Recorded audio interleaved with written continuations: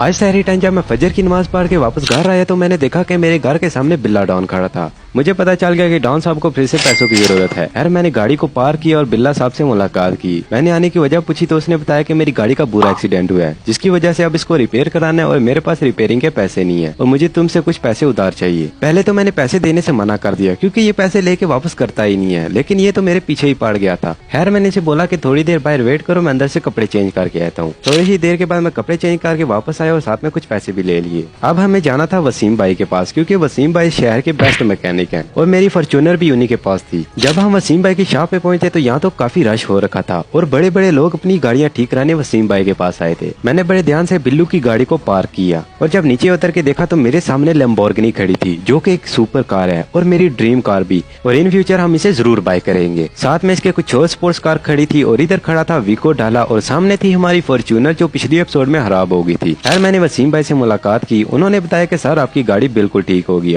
और आप टेंशन ना ले, मैं आपके दोस्त की भी ठीक कर दूंगा। मैंने वसीम भाई को दोनों गाड़ियों की पेमेंट की और इधर बिल्ला डॉन मेरी फॉर्च्यूनर को घूरी जा रहा था। मैंने उससे वजह पूछी तो उसने कहा वैस भाई मुझे आपकी फॉर्च्यूनर चाहिए जब तक मेरी गाड़ी ठीक नहीं हो जाती। मैंने बिल्लू डॉन को बोला कि इधर कोने में आओ। जब वो कोने में आया तो मैंने राह के खिलाफा मारा कि भाई तुझे शर्म नहीं आती, एक तो तू सुबह सुबह मेरे घर आ गया, दूसरा मेरा रोजा खराब किया, तीसरा मेरे से पैसे मांगे और चौथा मेरे से फॉर्च्यूनर मांग रहा है। दिल की सारी भड़ास निकाल के मैं वापस अपने घर जा रहा था कि रास्ते में किसी ने जानबूझ के एक्सीडेंट कर दिया।